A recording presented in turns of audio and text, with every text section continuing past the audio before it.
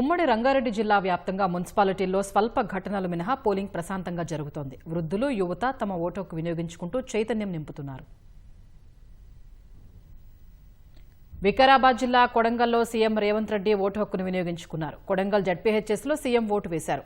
శంకర్పల్లి పురపాలిక 8వ వార్డులో వడ్ల అంజయ్య అనే వ్యక్తి కాలుకు సర్జరీ అయినా ముగ్గురి సహాయంతో పోలింగ్ కేంద్రానికి వచ్చి ఓటు హక్కు వినియోగించుకున్నారు. సైబరాబాద్ పోలీస్ కమిషనరేట్ పరిధిలోని లాల్గడి మలక్పేట్ పోలింగ్ కేంద్రాన్ని సిపి రమేష్ రెడ్డి సందర్శించారు. ఘర్షణలకు తావు లేకుండా పటిష్ట భద్రతా చర్యలు తీసుకున్నట్లు వివరించారు. ప్రశాంతంగా పోలింగ్ జరుగుతూ ఉంది. 10:30 వరకు దాదాపు 20% పోలింగ్ కూడా నమోదైంది. ప్రశాంతంగా అంతా జరుగుతూ ఉంది.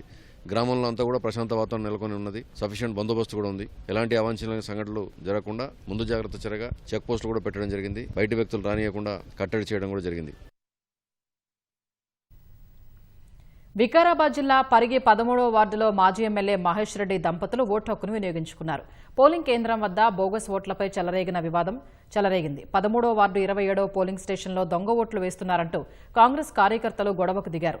పోలీసులు ఇరు వర్గాలకు సర్ది చెప్పారు. రంగారెడ్డి జిల్లా షాద్నగర్లో 10వ వార్డులో పోలీసులకు కార్యకర్తలకు మధ్య స్వల్ప ఘర్షణ చోటు చేసుకుంది.